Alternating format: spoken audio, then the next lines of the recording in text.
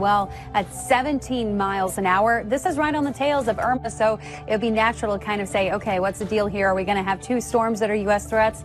The answer is no. We are going to be looking at, yes, Hurricane Jose strengthening into a Category 3 storm by the time we get to Friday morning. So it will be a strong hurricane, but it's expected to stay well to the east of the U.S. We could see some potential impacts in the Virgin Islands, the Leeward Islands there, possibly Bermuda. But as far as U.S. impacts go for the mainland, we are not.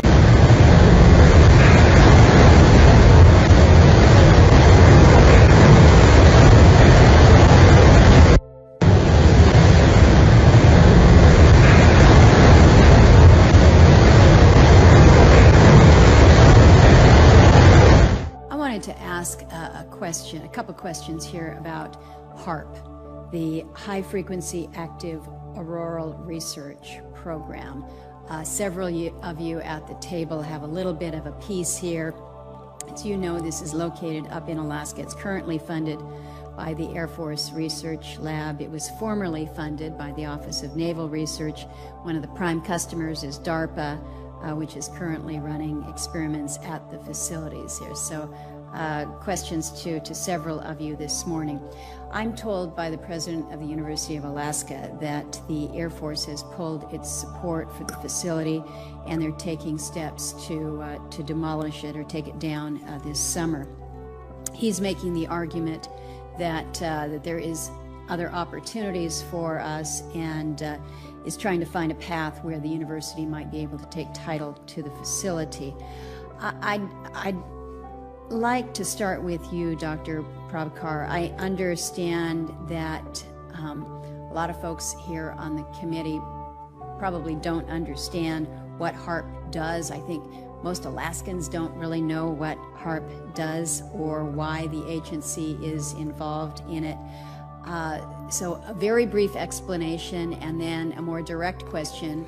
Would you be disappointed or would you lose something if HAARP were to go away?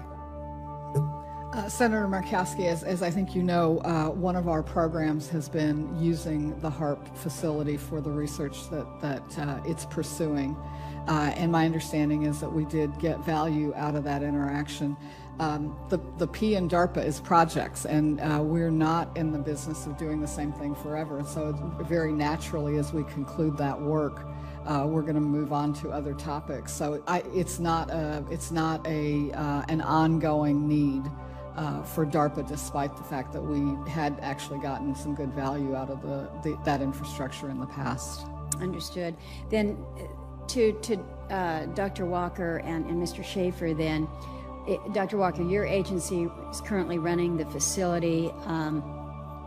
I've mentioned that it's our understanding through the president of UAF that the plans are to move forward and demolish the facility this summer. So the question to you is that accurate? Can you explain why? And then perhaps to both you and Mr. Schaefer, is there any benefit in exploring a potential relationship with the University of Alaska to perhaps take over the HAARP?